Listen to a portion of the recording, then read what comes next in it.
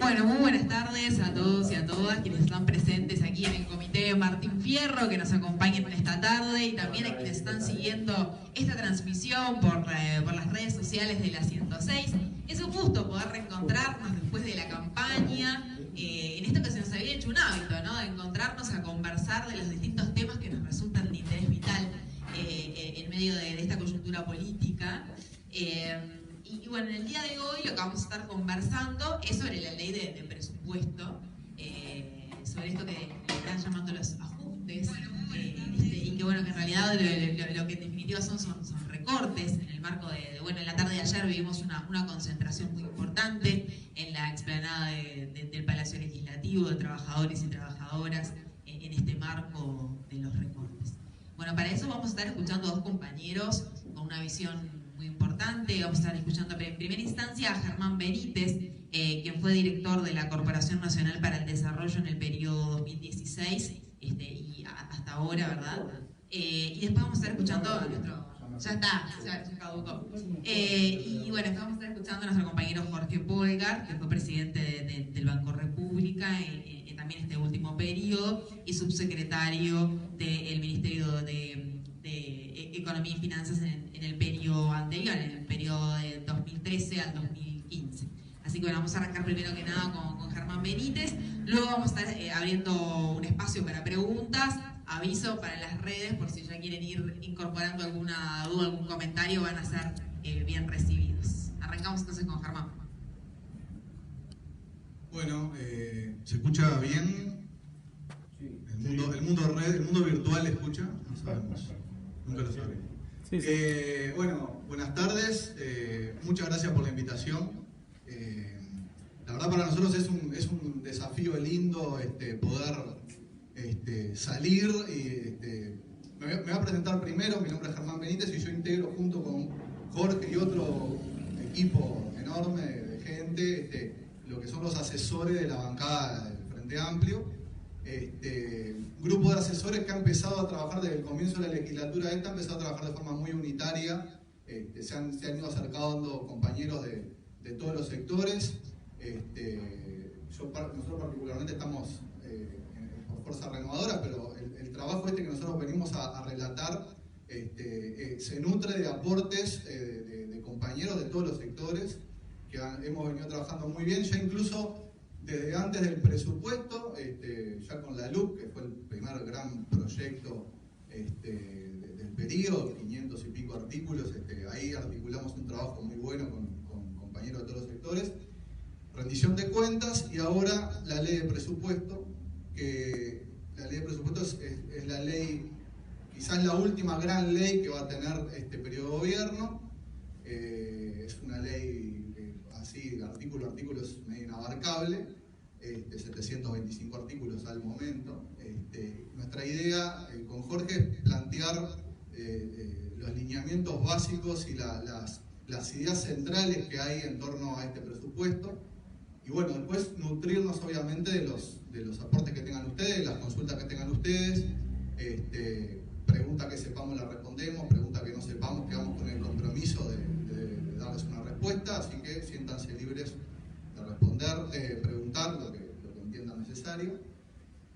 Primer punto, un poco como para dar un poco de contexto, esto es una realidad que ya conocemos todos, pero bueno, estamos en un contexto de pandemia que a nuestro criterio ha ampliado la luna de miel que suelen tener los gobiernos con la población. En general, la luna de miel medio que se termina cuando empieza la discusión presupuestal, porque ahí es cuando empezamos a ver el movimiento de las organizaciones sociales, de los colectivos, de los sindicatos, pidiendo por mejor presupuesto. En este caso, la pandemia ha, como el tema del distanciamiento social y todas las medidas, ha como un poco aplacado esa demanda de los sectores sociales, y estamos ante un presupuesto que tiene rasgos bastante regresivos. Entonces, quizás la pandemia en este sentido, porque desde el punto de vista sanitario obviamente no lo podemos decir esto, pero desde el punto de vista de la votación presupuestal les ha dado como un cierto margen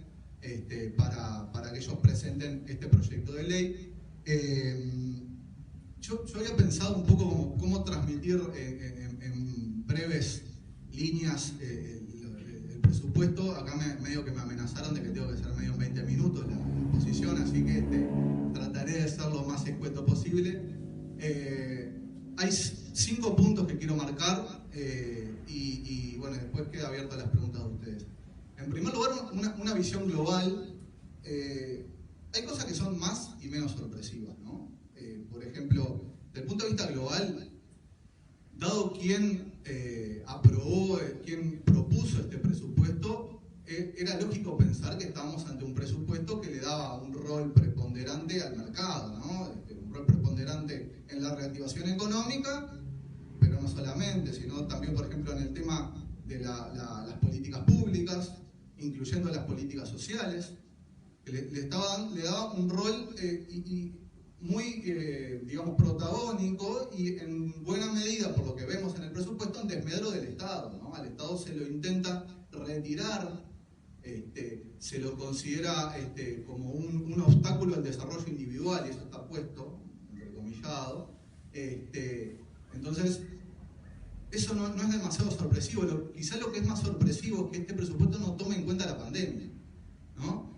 Es como que se plantea con lineamientos que venían proponiéndose en muchos casos de la campaña electoral, se saltean todo este año como si aquí no hubiera pasado nada, y plantean un presupuesto que inclusive propone recortes en aquellos sectores que hoy en día están contribuyendo activamente a una salida, a una gestión sanitaria relativamente razonable de la pandemia.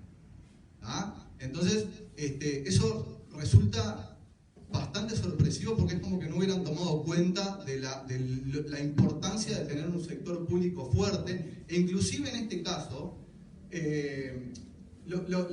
contraviniendo o yendo en contra de lo que son la opinión de los organismos internacionales, que algunos uno podría interpretar como que son más de izquierda que otros, pero hay otros que claramente no se identifican con una izquierda progresista o como se le quiera llamar, y que están diciendo que la forma de salir de esta pandemia, la forma de mitigar el impacto económico de la pandemia es a través de una mayor participación del Estado y un incremento del gasto público para tratar de mitigar lo que va a ser seguramente un impacto económico de la pandemia que se va a mantener. Eso el presupuesto no lo considera, ¿tá? En segundo lugar, uno también, cuando uno escucha en campaña electoral reiteradamente que esto se plantea, que hay en la coalición que fue la que ganó el gobierno, que está planteando que en los gobiernos anteriores hubo despilfarro, hubo mal gasto público, demasiado gasto público, era previsible, o uno podría llegar a esperar que viniera con algunos recortes, ¿no? Eso era quizás esperable. Lo que ocurrió fue que en campaña, no sé si ustedes recuerdan, se habló más de una vez de 900 millones de dólares de recorte, varios referentes del Frente Amplio y de distintos lugares diciéndole que era imposible recortar 900 millones de dólares sin afectar las políticas sociales. Bueno, la realidad es que el recorte mínimo que plantea este presupuesto, que es de 15.000 millones de pesos en 2021, son unos 350 millones de dólares, ya este recorte, que es mínimo, plantea que 2/3 del recorte se da en áreas clave. Se da en la salud, en la educación, que es el que más sufre, en la salud, en la vivienda y en la protección social. Y que la contribución mayor a la reducción del déficit, tal como está dispuesto, se va a dar a través de rebajas de salarios y de jubilaciones. Entonces, aquella realidad que se planteaba, que nosotros decíamos, criticábamos reiteradamente que no era posible dar un recorte de ese calibre, bueno, sin afectar las políticas sociales, bueno, quedó explícitamente que el recorte es mucho menor, ahora puede ser mucho mayor, ¿tá? Y afecta básicamente a los lugares que nosotros decíamos que era imposible no afectar: educación, salud, vivienda, protección social. El tercer punto, acá me meto capaz en una cosa un poco más técnica, pero a ver, para explicarlo un poquito, el tema de la meta fiscal. Si ustedes recordarán, en la campaña electoral, buena parte del discurso para el lado económico, digamos, era, bueno, nosotros tenemos que generar una nueva institucionalidad fiscal, tenemos que generar una meta fiscal que topee, se ponga un objetivo de resultado fiscal, bueno, eso lo mencionaron y uno esperaba que fuera a venir algo parecido. En la LUC se dijo, en ocasión del presupuesto vamos a plantear una meta fiscal. A ver, en los países en los que la cosa de la meta fiscal es más o menos en serio, la meta fiscal se incorpora en leyes e inclusive en la Constitución. ¿Ah? Eso, la coalición lo está planteando en un informe que es anexo al presupuesto. Lo cual quiere decir que nosotros hoy en día no sabemos cómo se calcula eso. No sabemos cómo se controla. Es decir, no tenemos posibilidad de controlarla.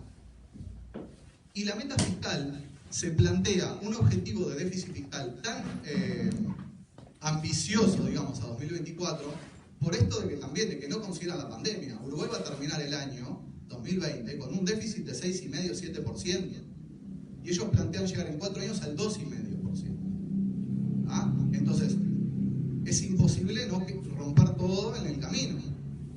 Y es imposible pensar que los recortes van a ser los que están dispuestos hoy solamente en el presupuesto. Porque la meta fiscal que ellos se autoimpusieron, si ellos optan por respetarla, implica que el recorte va a ser muchísimo mayor al que está dispuesto hoy en el proyecto de ley. Si ellos optan por no respetarla, porque pueden no respetarla, o sea, la nueva institucionalidad fiscal es un documento anexo a una ley, lo pueden cambiar mañana, lo pueden cambiar el año que viene, estaríamos en un mundo en el cual ellos nos anuncian una nueva institucionalidad fiscal que no es tal. ¿Ah? Nos anuncian que van a hacer una cosa que realmente, finalmente no hacen. ¿Ah?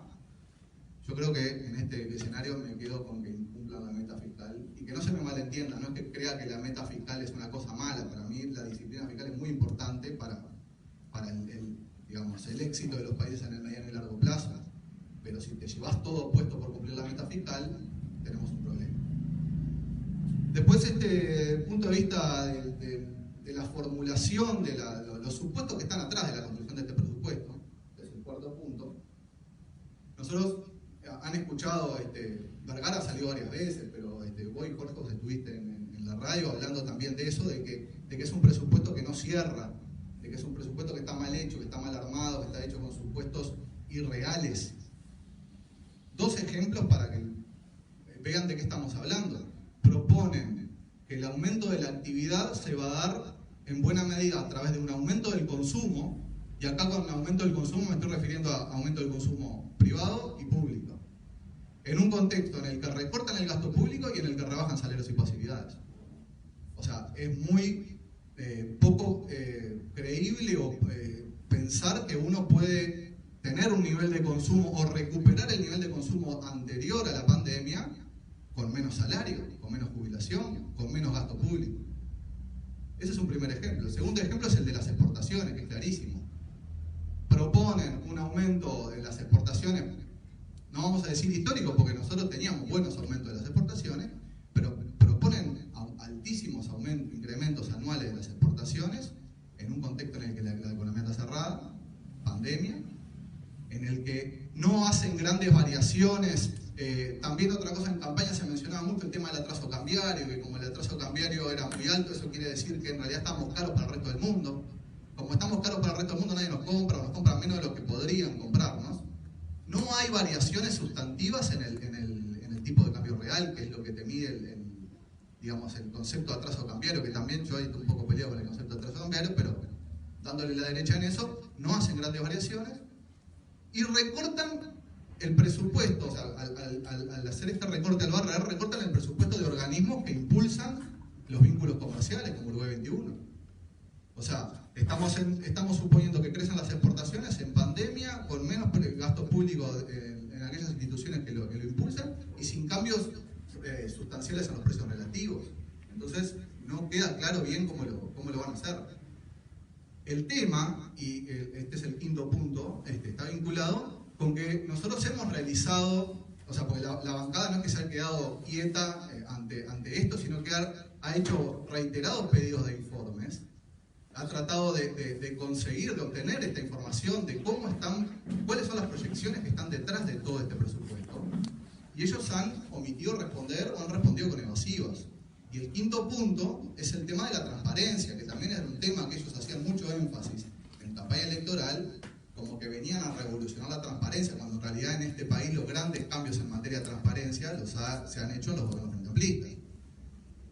Y hoy en día, los pedidos de informe que hacen la bancada frentamplista caen en saco roto, no se contestan de forma que es imposible pensar en cómo están pensando ellos, y practican un poco ese tema de no sé cómo llamarle, la anunciología, ¿no? Eso de que anuncio, que voy a hacer un anuncio, y van llenando la agenda de cosas que no queda bien claro cuándo la van a hacer, cuándo la van a anunciar, si ya están hechas, si no están hechas. Entonces, no transparentan la información, digamos, a la población de los proyectos que tienen en cartera, y no transparentan la información a la oposición, que está teniendo un rol bastante constructivo, digamos, vamos a ver cuáles son los supuestos que están atrás de esto, y a ver si yo lo que te estoy criticando está bien o está mal. Entonces, hay un problema de transparencia muy grande, que es lo que termina de redondear este proyecto, y por eso es que muchas veces van a escuchar que estamos hablando de un proyecto de presupuesto discrecional, opaco, con recortes. Ellos prácticamente salen a contrarrestar todas esas opiniones, pero no nos dan argumentos a nosotros para hacernos tener razón. Entonces, por acá yo me quedo en la primera intervención. Esto es la foto que yo más o menos les puedo transmitir del presupuesto, y quedo abierto a preguntas que quieran hacer.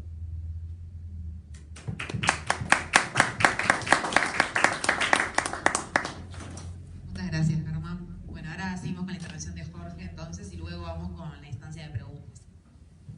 Muy bien, ¿cómo andan? Me sumo al agradecimiento de Germán de la oportunidad de charlar del presupuesto. Como Germán decía, tengo la suerte de integrar un grupo numeroso de asesores y asesoras de la bancada del FA, que venimos trabajando en conjunto, lo que se suman muchas ganas, distintos saberes y muchas horas, como queda muchos, y el equipo siempre es más útil y más divertido. Así que bueno, parte de lo que hicimos acá son reflexiones en conjunto y estudio del análisis esto, que obviamente no es exclusivamente que hayamos hecho con Germán solo, sino con gente de distintos sectores y distintas profesiones y experiencias. Si se me permite hacerla bien coloquial, ¿sí? Yo sé que después hay mucha gente atrás en las redes y uno se tiene que cuidar mucho lo que dice, porque uno se va entusiasmando, y cuando le pones ganas hay cosas que son inocultables. Hay palabras que nosotros usamos que de tan comunes van perdiendo sentido, ¿no? Y charlando con otro comité, que Marcio nos gestionó la charla con esos compañeros del 9 de julio de la semana pasada, yo compartía esa preocupación de que tanto decir neoliberal se convirtió en un descalificativo, ¿no? Neoliberal, oligarca, ¿no? Más o menos, cantemos a Graciela acá, para las redes tenemos a la compañera Graciela Villar acá, que se ríe, dicho con cariño, no la oligarca, sino la Graciela. Pero bueno, se volvió como una cosa medio vacía, ¿verdad? Como a veces lo usamos livianamente, y el neoliberal es una forma de concebir la economía, el funcionamiento del mundo, que merece estudiarse. Hubo grandes pensadores y distintas épocas, fue inspiradora de distintas formas de organizar la economía, como hubo otras. ¿Se escucha? Como hubo otras, que le da un rol muy importante al mercado, en desmedro además, no solamente el mercado en sí, sino en desmedro de lo estatal. Y bueno, si fuéramos a ver un caso de libro de texto de cómo enseñar ese pensamiento liberal o el neoliberal, inspirado en la década de 60, 70 y en los 80, ni que hablar, el modelo chileno paradigmático con la combinación de Estado autoritario y neoliberal que les permitió hacer un laboratorio único de políticas llevadas al extremo. Este presupuesto es el resultado de una concepción neoliberal, tal vez mucho más neoliberal de que uno hubiera pensado, por el agravante que dice Germán, que esas ideas a priori que tiene el gobierno, que no engañó a nadie, ¿sí? Son claramente neoliberales, lo hacen a pesar de la pandemia. No cambiaron un ápice su orientación, y un ápice supongo que es una cosa chiquita, ¿sí? Un ápice de los chiquitos, ni siquiera de los chiquitos cambiaron de su forma de ver el mundo y procesan el ajuste que plantearon a fin de año, en marzo, y vino la pandemia. Y en la discusión presupuestal pasó que están entrando en el invierno prácticamente en Europa, y el panorama es igual de incierto y grave que hace un año, cosa que hace un año hablaban de la famosa salida en B. La salida en B quiere decir que me caigo y me recupero enseguida, ¿sí? Y eso no está pasando, y nada de todo eso está haciendo cambiar de opinión. Esto me distrae, no sé si lo molesta a usted, pero es como que... ¿Se escucha? Sí, se escucha ahora. Yo cantaba mucho, yo sacaba el bingo en mucho tablado, entonces el audio a mí me pone mal. Le decía, eso no cambió nada, como decía Germán, y eso realmente nos interpela. En Brasil, no hace falta hablar de qué tipo de gobierno tiene Brasil, tiene un ministro de Economía ultraliberal. Están sacando, a pesar de él o no, no lo sabremos, pero los fondos aparecieron, están sacando planes del tipo de los que reclamaba el Frente Amplio, propuestas serias y fundamentadas y cuantificadas para ayuda de los más damnificados, como un tema de sensibilidad, pero también de concepción de funcionamiento de la economía. Que son las ayudas, no solamente lo que tenemos del seguro de desempleo, que es como un seguro automático, porque se genera un derecho y la institucionalidad existe y los recursos tienen que venir porque uno tiene el derecho, si pierde el trabajo, a un seguro de desempleo. Más allá que el gobierno ha hecho unas flexibilizaciones adecuadas, y eso hay que valorarlo, tenemos economías, aunque comparativamente con otros países son mucho más chicas, es una economía que se mueve en la informalidad. Y ahí no hay nada ni nadie que le esté haciendo red de protección a todos esos uruguayos, que también forman parte de la economía, aunque sea parte informal de la economía. En Brasil, entonces decíamos, hay apoyo a esos sectores, como hay en otros países, y en Uruguay nada. O sea, no cambió nada esa concepción. Y esa concepción es como apasionante si no fuera porque está pasando para estudiarlo en el aula. Porque está dicho desembosadamente, es una joya de la literatura económico-política, la exposición de motivos que acompaña la ley. Habla de la expresión de las mochilas, que no la asocien a las vacaciones, e irnos de vacaciones con mochila, ¿sí? Habla de mochila como peso, ¿sí? Al igual que algunas palabras, ¿cómo? Hola, sí. Como algunas palabras, así como las vaciamos de contenido, tanto usarlas como neoliberal, la de mochila o recreo que uno asocia con cosas buenas, nos viene a decir que son cosas malas, ¿no? El recreo se tiene que terminar y la mochila solo pesa, no te ayuda a andar en el camino, bueno, está. Pero el Estado pasa a ser una mochila para el desarrollo económico, y en esa exposición de motivos asocian, ya no el déficit, déficit es pérdida, déficit es gastar más en cierto periodo, gastar más de lo que se recaudó. Eso es un déficit. En sí mismo depende, ¿verdad? Si tengo con qué financiarlo o no. Pero asocian entonces libertad, ya no libertad económica, libertad con el tamaño del Estado, con el gasto, no ni siquiera con el gasto que no estoy financiando y me genera déficit, con el gasto. Es llevar una concepción al extremo y se piensa al Estado como mochila. Esa concepción que está dicho allí, habla de libertad y habla de gasto público. Ese plan preconcebido antes de la pandemia no se desvía en absoluto. La principal política de este presupuesto es reducir el gasto, nada más. Uno podría pensar luego de 15 años en oposición que venís con muchas ganas e ideas de nuevos programas, nuevas políticas, y esas se plasman para su expresión monetaria en un presupuesto, por más que haya rendiciones de cuentas. ¿Y por qué en este presupuesto muy especial? Porque hoy tienen la mayoría absoluta, que para la rendición de cuentas del año que viene, donde podrían dotar de recursos para otras ideas que tuvieran, no sabemos si tienen la misma mayoría, ¿verdad? De política no voy a andar explicando nada en el comité, todos sabemos lo que estamos imaginando. Pues en este presupuesto la principal política es reducir los gastos. No hay el financiamiento de políticas que vengan a sustituir esas aberrantes para ellos, ¿sí?, que llevamos adelante los gobiernos Frente Amplio. Yo hubiera esperado, ganaron, están en contra de las políticas, le sacan recursos a esas y tienen otras, y tienen que aprovechar las mayorías ahora. Aún en un contexto de recorte, de ajuste de presupuesto, ellos podrían haber reasignado, ¿sí? Van a gastar menos, esos 15.000 millones menos, bueno, sacan 20.000 de las políticas del Frente Amplio, recortan 15.000 y 5.000 lo ponen en política. Ellos, no pasó, la política se recorte.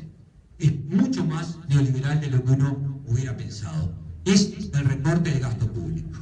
Y ahí no se salva a nadie, es al barrer. No es correcto lo que dice la ministra al salir de presentar el presupuesto en el Senado en la comisión el día lunes, donde dice que es un presupuesto que prioriza y reasigna. No hay priorización. Reasignar es, le saqué a este proyecto para ponerle a este otro. No hay ningún proyecto nuevo.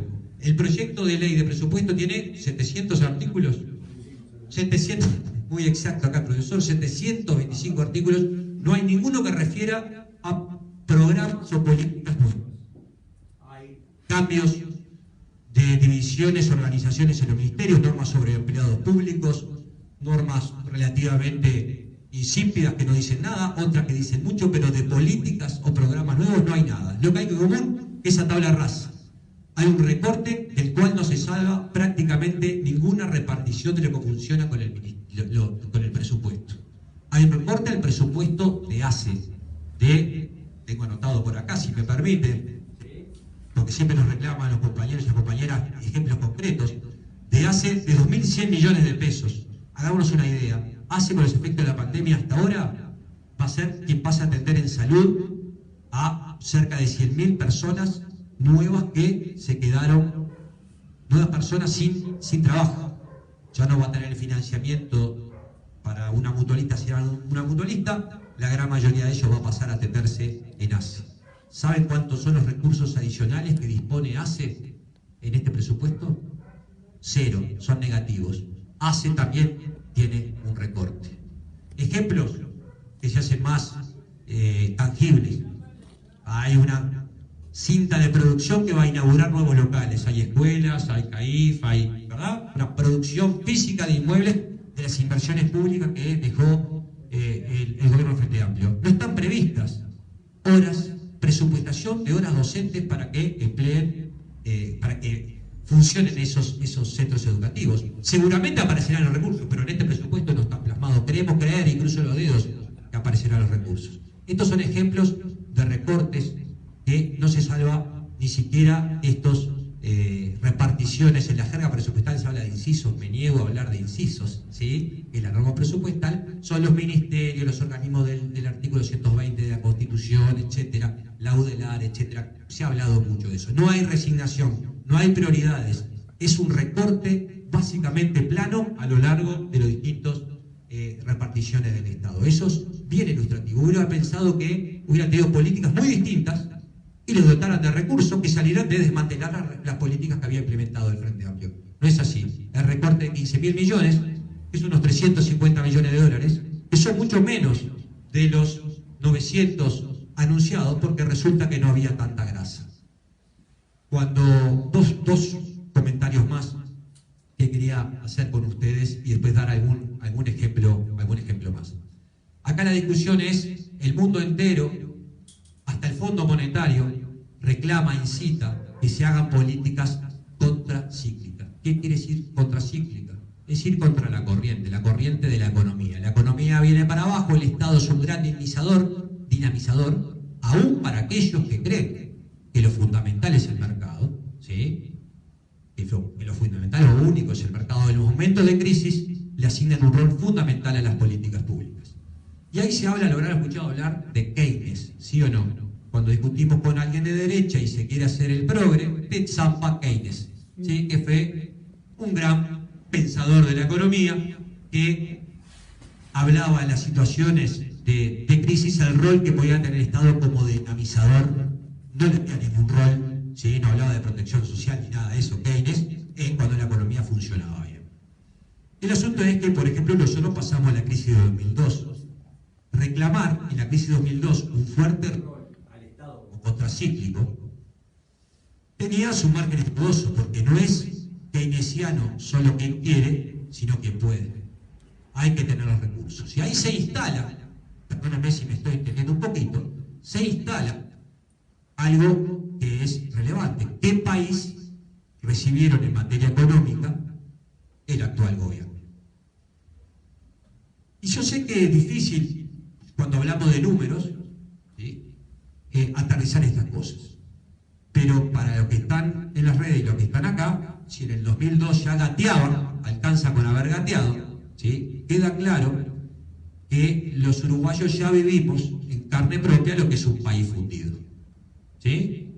Un país fundido, eso no, el que el Estado no tiene para pagar sus cuentas, que eso se sabe y se nota, que nadie le presta al Estado, la gente no confía ni siquiera en los bancos de ese país. Eso es inocultable cuando es un país fundido. Es vivencial, no es solamente una cuestión de números. No necesariamente tenemos que compararnos con la crisis de 2002 para extremar los ejemplos. Y ahí es lo que dicen los compañeros, bueno, ¿qué país heredaron? Y hay cosas vivenciales también. No vamos a decir que era toda una maravilla. El que decía "We are fantastic", somos fantásticos, era Jorge Valle, poco antes de su crisis. Recordar que Isaac Alfie, para mí es Alfie, le dicen Alfie ahora, pero con eso no alcanza, porque se lo reconoce fácilmente, era hombre estrella del equipo económico, no del salvador de la crisis 2002, que te salvaban básicamente el mismo elenco que tuvieron, así no vale, ¿sí? Era el jefe de la macro y mano derecha de Bención, ¿sí? De larga experiencia en el sector público, un hombre muy inteligente.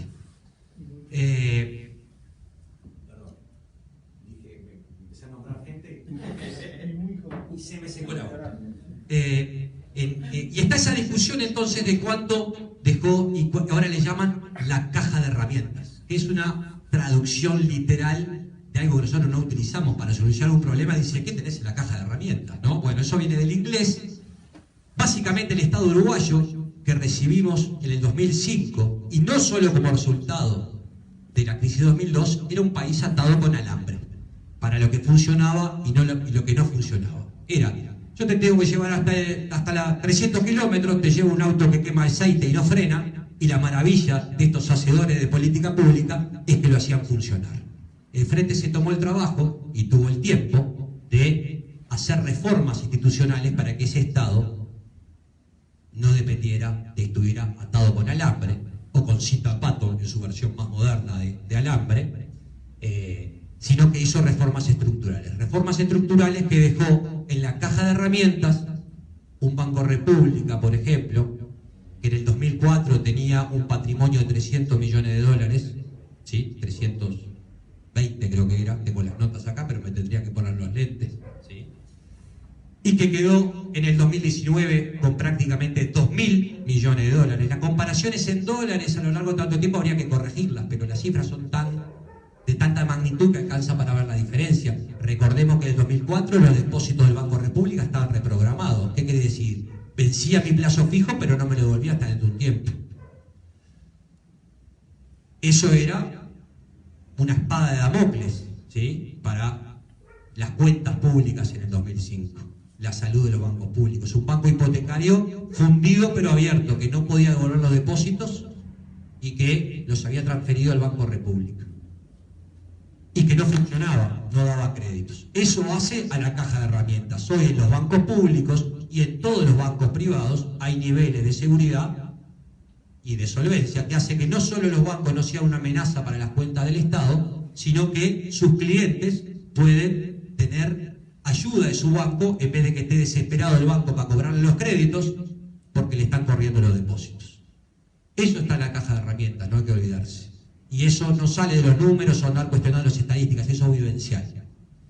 La famosa reserva Banco Central, que no es que sirvan para todo, ¿sí? No se puede comprar petróleo con la reserva Banco Central, son para otra cosa, pero son parte de la riqueza del Estado. En el 2005 eran menos 350 millones de dólares, reservas negativas.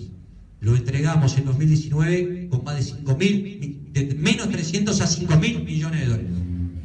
El déficit fiscal no es pérdida, el déficit fiscal es por año lo que se viene gastando más de lo que se recauda. Se mide en porcentaje del PIB, ¿sí? Para poder comparar el tiempo y para poder comparar entre países. Y el PIB es nada más ni nada menos que cuánto vale en plata la riqueza que generan todos los que de una manera u otra participan del proceso productivo en un país. Nosotros dejamos un déficit fiscal del 4,7, relativamente alto para la performance de Uruguay en los últimos tiempos, que según cómo se discuta y se maree con la medición, que ellos recurren a eso, con Banco Central, sin Banco Central, con ajuste por el ciclo, con el efecto cincuentones, escucharán todo eso por allí, pasamos de un 4,7 a 3,8, no interesa. Pero dejamos una deuda que heredamos en el casi 80% del PIB en el 2004, casi el 80% del PIB de 2004, al 43%. Ese combo hay que ver para la caja de herramientas. Recuerden que toda esta perorata empezó con, ¿podían hacer otra cosa que el ajuste? Nosotros pensamos que sí. ¿Podía ser keynesiano si querían? Nosotros pensamos que sí, que el problema es que no quieren. Es válido, pero los efectos de que no quieran es que esto va a ser contraproducente. No hacer lo que se puede en momentos de crisis, cuando se puede ser expansivo, hace que la crisis después sea más profunda. Por eso los países de cualquier signo están haciendo cosas muy distintas de haciendo Uruguay. ¿Era esperable un ajuste? Era esperable. ¿Sabíamos que no se trataba de cortar grasa, iba a doler? Sí, porque no había grasa a esos niveles, como para decir que acá había habido una fiesta que $900 se cortaban y no pasaba nada. Va a pegar en ACE, va a pagar en educación, en vivienda, que tiene un 25% menos de presupuesto, y nos prometen una magia con una ingeniería financiera de un fideicomiso, y que ya la ministra está diciendo que las 50.000 viviendas, no, eso es lo que se debería hacer. Pero señora ministra, ¿cómo se debería? Usted no es la ministra. ¿Con quién hay que hablar entonces? ¿No? Entonces, básicamente, y para terminar esta parte, capaz que me dejan una perlita nomás, Germán, y la mediadora que no me está diciendo nada, yo sé que yo mucho más firme que eso, nuestra edila, pero me está dando la tolerancia. Dos cosas entonces. Ese ajuste y la discusión sobre las cuentas públicas, hay un tema ideológico y un tema práctico. Que se hagan cargo. Están en contra del gasto, no del gasto no financiado, no del déficit, del gasto. El ajuste es una política en sí misma, es una finalidad. La ministra dijo que nos midan la gestión por el resultado fiscal y por la inflación. Ambas cosas muy importantes, como decía Germán, para el desarrollo de los países en el largo plazo. Pobre de los gobiernos de izquierda en algunas latitudes en los 60 que subestimaron esto. Inflaciones galopantes que destruyeron todo. El Frente no le calza ese traje, no tiene ese problema. Tuvo esa preocupación y tuvo disciplina fiscal. El tema que no es un fin en sí mismo. Podemos discutir sobre esas cifras, si es mucho o es poco, pero hay que mirar el déficit y la deuda. Lo que es indiscutible, que en la caja de herramientas había herramientas para hacer una cosa distinta. Y había herramientas para postergar el ajuste deseado. Tienen derecho a hacer su política y después el pueblo en el 2024 se pronunciará. Lo que es absolutamente inoportuno es que lo hagan ahora. Lo que es insensible es que dejen gente por el camino. Y lo que es técnicamente equivocado es que lo procesen ahora, porque tiempo para dejar el ajuste para más adelante, sin duda que había, lo dice el Fondo Monetario, lo dicen los números, y hubiera sido mucho más auténtico, genuino, decir que era una opción, no es que lo hacen porque no pueden. Había una discusión hoy en el Parlamento, ayer, perdón, o el lunes, se me están pasando los días de discusión parlamentaria, donde se criticaba lo que Germán decía, lo mismo que Germán señalaba, en que esas proyecciones son optimistas. ¿Qué más quisiéramos que sean optimistas? Pero nadie piensa que con lo que tiene previsto hacer, la economía va a crecer un 12% en estos 5 años. Y un senador del actual gobierno, oficialista, dice, entonces, si ustedes de la oposición están diciendo que la economía no va a andar tan bien o va a andar peor de lo que dicen las proyecciones oficiales, entonces el ajuste tendría que ser más grande. ¿Sí? Esos son los problemas ideológicos, que cuando uno se mira en el espejo de otro dice, ¿y qué errores habré hecho yo en el pasado? ¿Sí? Por estar tan metido dentro de un balde, de no cuestionarnos con la realidad y de la manera que están errando ellos. Seguramente cometimos errores más grandes que ese ninguno, ¿no? Porque realmente cuando el Fondo Monetario te dice los países deben aumentar su nivel de endeudamiento, yo creo que ya no hay ortodoxia posible de llevar adelante. Me quedan un par de ejemplos, pero como extendí, propongo, mediadora, ¿sí?, hacer una vuelta de preguntas y cruzar los dedos que estos ejemplos que yo quería poner no me los sople Germán, si no me quedé sin tema.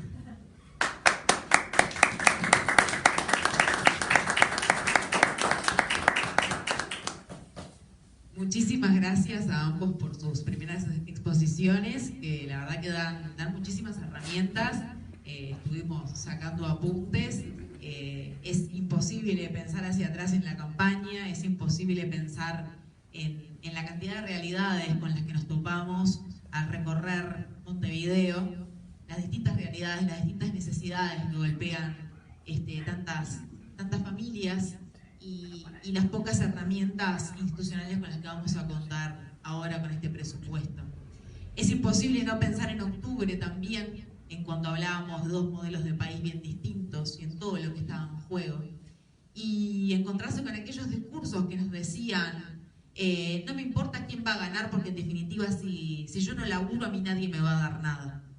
Es imposible no pensar en esos discursos de desidia hacia el voto, de desidia y desapego, como está ahora de moda por el gobierno, ¿no? Es imposible no pensar en esas personas que no les importaba y que iban a votar a la coalición porque el Frente Amplio no le había dado nada. Y es imposible ver cómo fallamos en eso, en cómo se nos coló por la ventana este discurso del Estado como una mochila, como un peso, y no en realidad como lo que debe ser, que es la protección social para los que menos tienen. Pero evidentemente que esto es una discusión ideológica de la que no podemos zafar y no debemos de zafar, porque lo quieren empretar como que bueno, como que no pueden, pero en realidad eso es lo que decía Jorge, que es que no quieren. Así que ahora cuando hablen de Keynes hay que darle un reglazo en la mano a cada uno. Bueno, dicho esto, y disculpen esta reflexión en voz alta, pero no quería dejar pasar el momento y agradecerles las herramientas para las próximas discusiones que vamos a tener, que seguramente van a ser muchas y muy acaloradas. Bueno, abrimos el espacio de consultas. Allí, Gabriel. Sí, una pregunta, porque hoy vi esto que salió de la revista Natur, de que con recortes no se respalda a la ciencia en la lucha contra el COVID, ¿no? Es un fierrazo imponente para el gobierno, ¿no? Es una vergüenza que saquen eso, la verdad. Debería darnos vergüenza a todos como país, digamos, ¿no? ¿Cuál es el recorte neto para la educación en este proceso de 5 años? Si está esa información disponible, me interesa saberlo porque ahí los números son importantes. Sobre todo, obviamente, puede haber modificaciones presupuestales, puede haber cambios a favor, aunque después de los relatos de ustedes, uno tiende a ser más bien escéptico, que la tijera puede venir peor, pero bueno, ¿cuál sería el recorte para estos 5 años? Neto. Si está el dato, ¿no?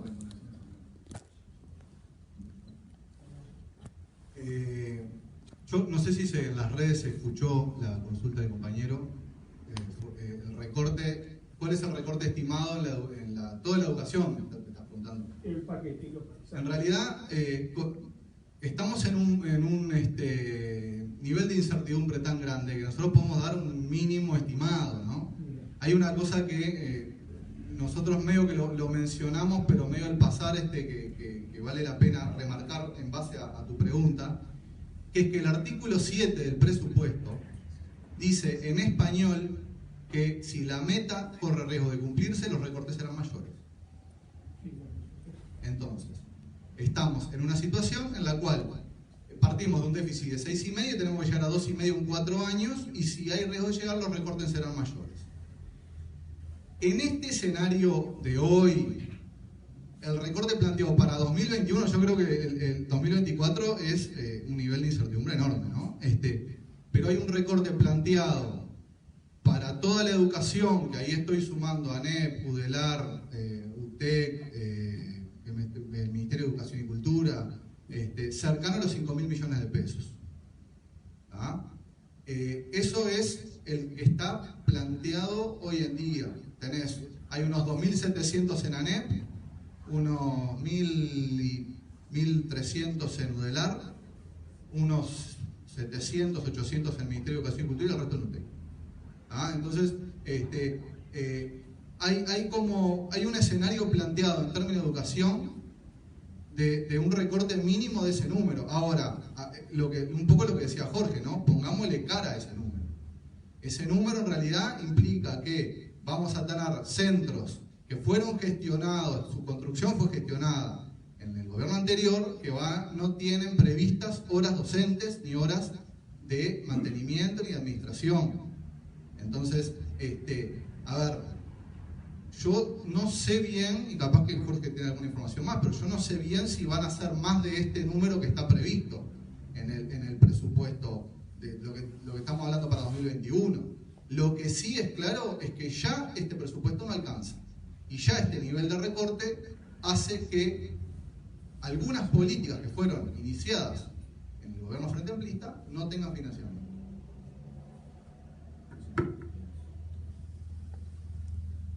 He escuchado varias veces el tema de la cifra que ha quedado en el Banco Central he escuchado 16, hoy te escuchaba en la radio también 5.000, lo que decías ahora, he escuchado 10.000. ¿Eso a qué se debe que se dicen esas cifras de la disponibilidad, el tipo de fondo que quedó, o cuál sería como que la referencia más sólida cuando a uno le dicen, que me ha pasado, no dejaron un peso, no, un peso no, dejamos muchos dólares, dejamos tanto?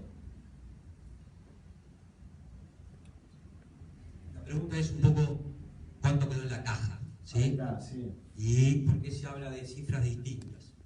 La Reserva Banco Central no es la caja para bancar los gastos en la NEP, por ejemplo, ¿sí? El Banco Central, acá y gran parte del mundo, tiene sus propios dineros para hacer la política monetaria y eventualmente para hacer lo que se llama prestamista de última instancia, que es cuando los bancos necesitan plata en situaciones de estrés, genera créditos. Que en Uruguay tiene desafío adicional porque gran parte de nuestro sistema de ahorro y crédito y de pago funciona en dólares.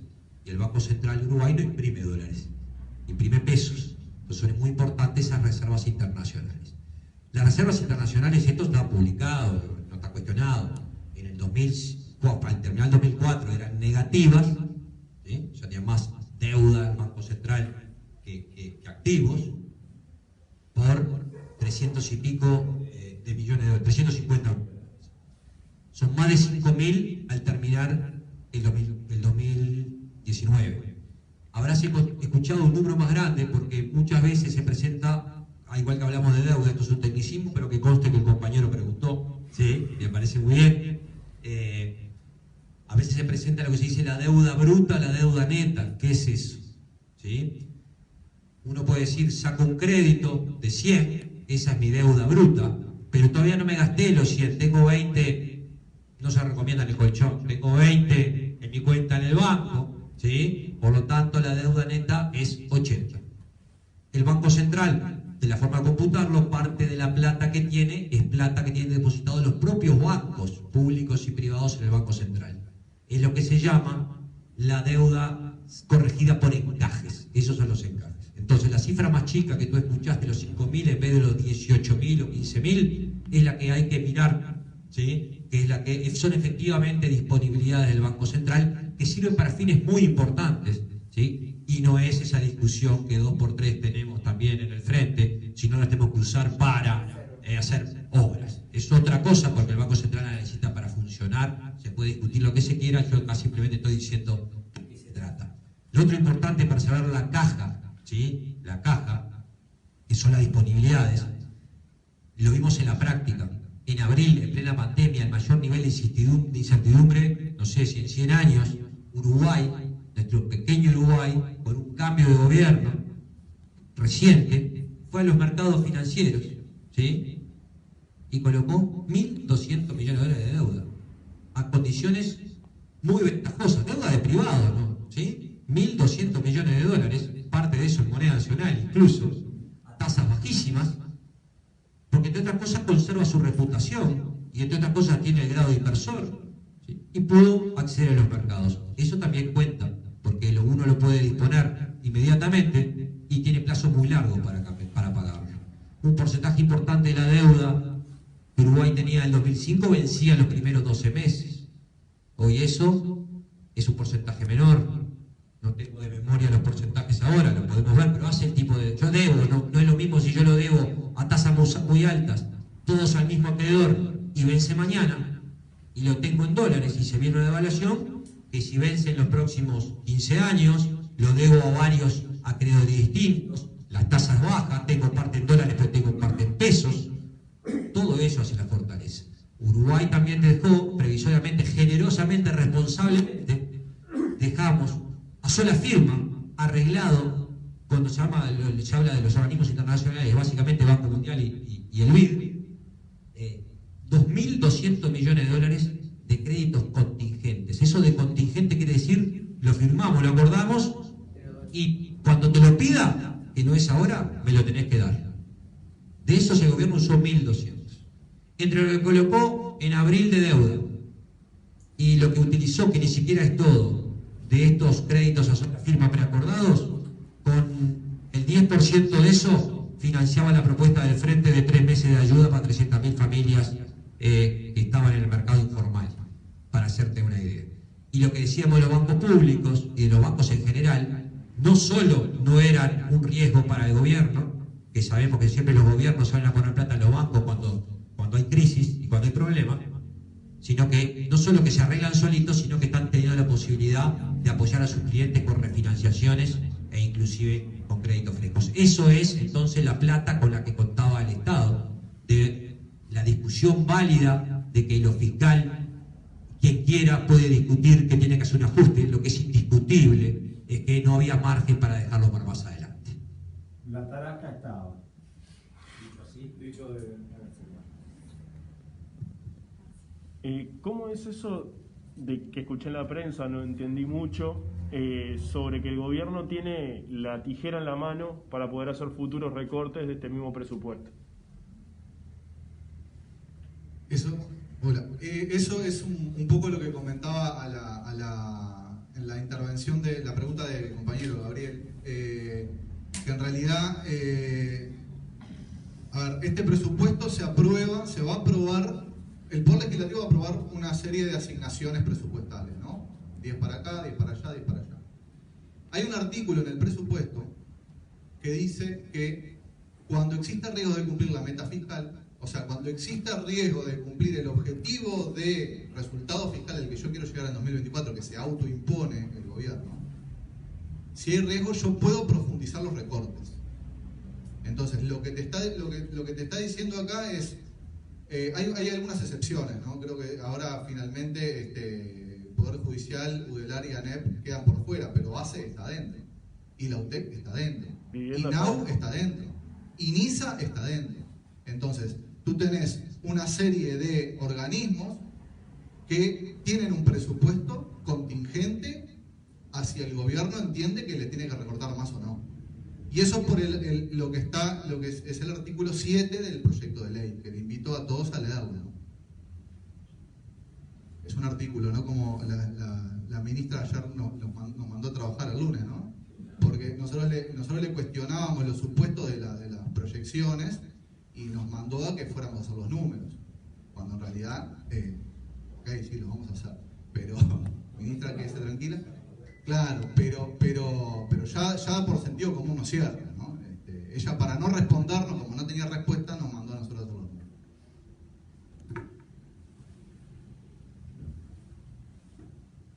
Bueno, ¿alguna consulta más entre quienes estamos presentes o en las redes sociales? Bueno, de parte de nuestros compañeros, si quieren agregar alguna cuestión más. Yo tenía comentarios para 2 horas más. Yo te quiero hacer otra pregunta, disculpa. Porque entrando el compañeraje al gobierno metió el 90/20, que fue un 15% de disminución en el presupuesto. ¿Qué comparación hay con el que no hubiera tenido ese 15% y el que está ahora? O sea, cuando se hace la comparación de lo que se disminuyó, Sí. ¿es con el mutilado o con el sin mutilar? El presupuesto mutilado, que fue el de 90/20, ¿no? Eso sería la cuenta. Con el de un poquito más. Sí, créditos presupuestarios. En español. Una cosa son la plata que te asignan en el presupuesto y otra cosa es la plata que vos podés gastar. Te asignan, lo que pasó con el decreto 90/20 es que vos tenías 100 para gastar y vino el Poder Ejecutivo a decir, bueno, de estos 100 que vos tenías, ahora puedes gastar 85. Entonces, cuando estás comparando presupuesto, tenés que comparar presupuesto contra presupuesto. Entonces, no podés incorporar los topes de ejecución, que es la orden del gobierno de no gastar.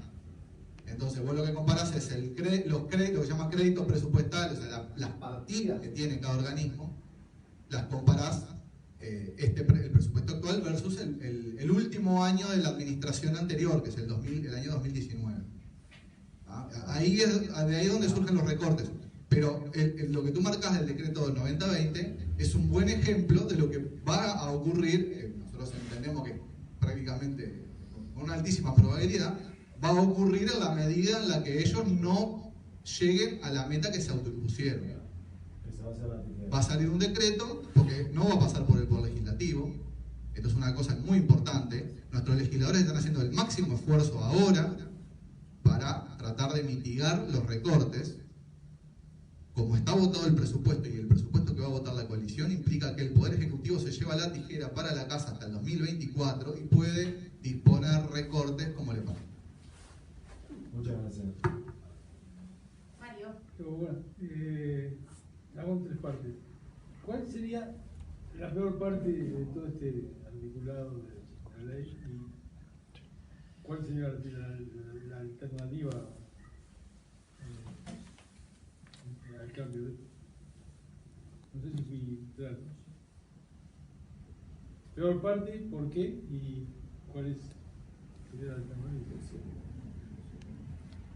¿Te referís a artículos? ¿Sí? Tendrías para elegir entre los 700 artículos, estaría peleado el rango. Yo creo, pero que sería, uno podría pensar según, voy a hacer el contrario.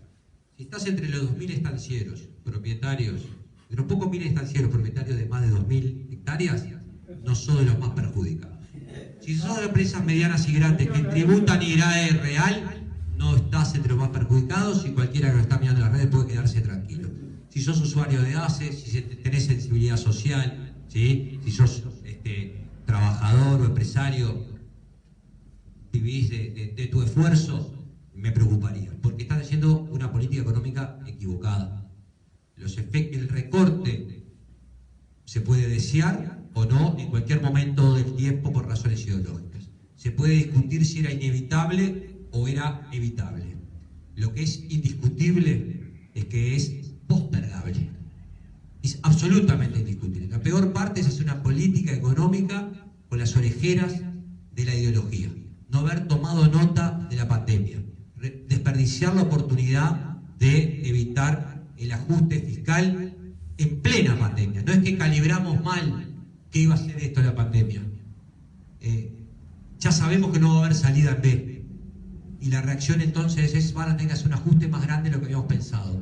Eso es un disparate. Yo diría que esa es la peor parte, la parte conceptual. Después podemos quedarnos según donde nos toque, ¿sí? Y han sido hábiles en esto, en el sentido de que hay mucha cosa que todavía no es clara y a veces sentimos que no tenemos todavía muy agarrados los temas, cuánto es el recorte, porque estamos muy preocupados por la situación de la universidad y la universidad hizo algunas declaraciones como más tranquilizadoras, porque habrían aparecido los fondos para evitar que se pierdan el ritmo de incorporaciones a las dedicaciones totales, que es la capacidad de retener materia gris, ¿sí?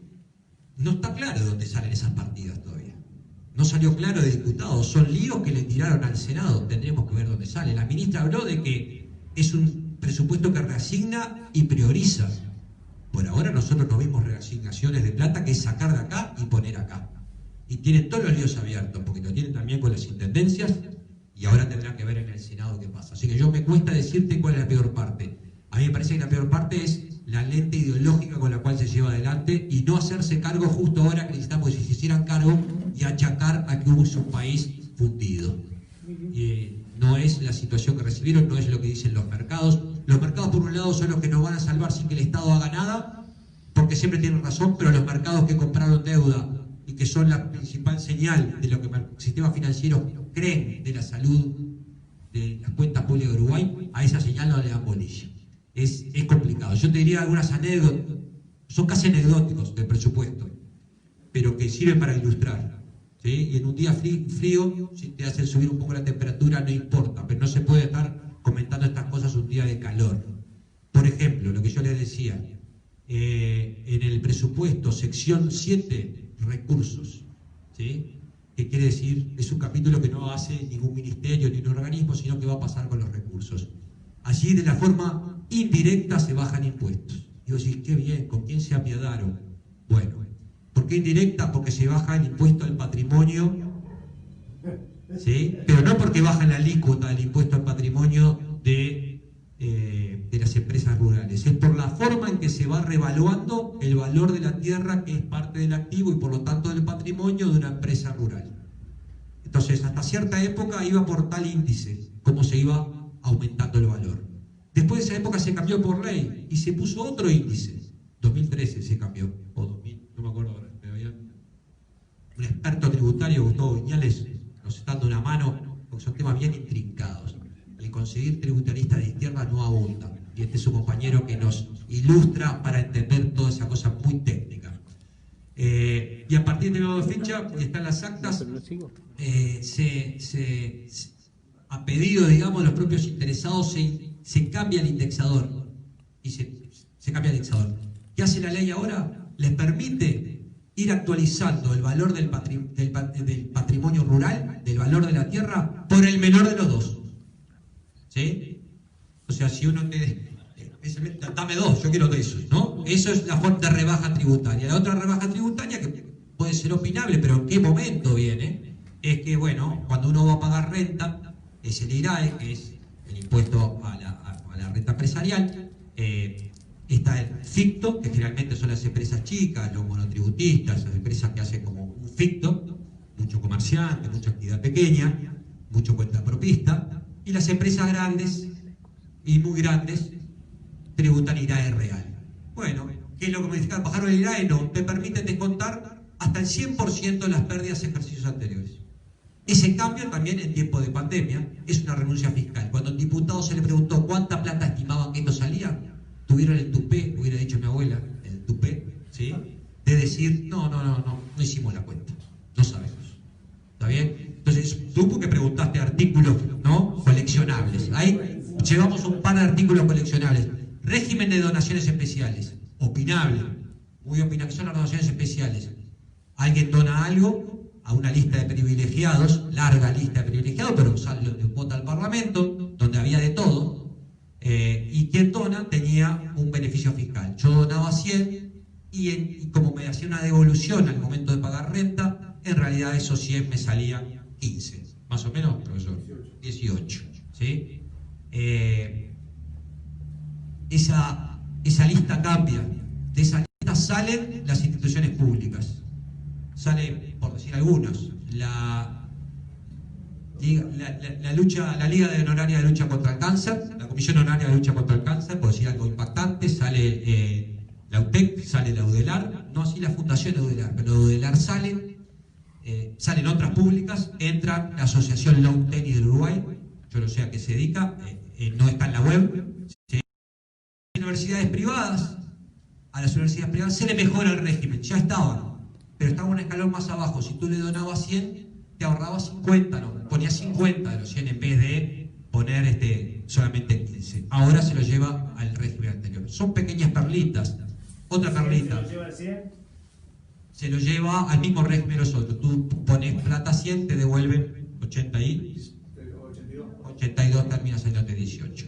¿Sí? Y bueno, esos son resultados de cuestiones ideológicas o de lobbies, de amiguismo, donde están más cerca las bases de cada uno. Es ideológico. Castigar a la Universidad de la República en beneficio de las universidades privadas es ideológico. Estás castigando a quien ha sido el rector del manejo de la pandemia en forma casi honoraria. Entonces, es ideológico, no tiene otra explicación.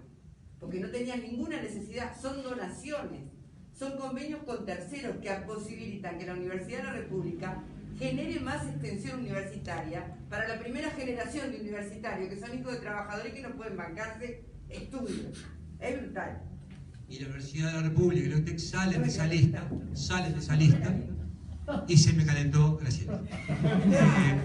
Después uno podría pensarse, bueno, ¿cuántos cargos adicionales de policías o maestras y maestros se crean? ¿Sí? Uno me diría decir, no, de policías. Política nueva de seguridad no hay ningún artículo de política nueva. De seguridad hay creación de una cárcel y 2.000 policías, imponente. Bueno, 2.000 policías no tienen una dotación de dinero que la acompañe. ¿Sí? Es una declaración de voluntad. En una ley de presupuesto se crea, no se dice cómo se va a pagar, el presupuesto no está. No quédese tranquilo que entra la ley de presupuesto, esta es la ley de presupuesto, ahí no está. Lo de las cárceles se va a financiar con un porcentaje de la venta de inmuebles que no sabemos cuáles son, que le sobren al Estado. Eso es político, no aparece la decisión de dotar de recursos. Sin embargo, se crean en la ley de presupuesto 26 cargos de de coroneles y generales que no estaban previstos. ¿Está bien? Datos. Entonces, artículos tenés para elegir, son 700, cualquier noche de insomnio te dedicas, ya más de 50 por noche, ¿sí? Y hay una barra enorme de legisladores y asesores que te pueden ayudar a cualquier duda a un 0800, ¿sí?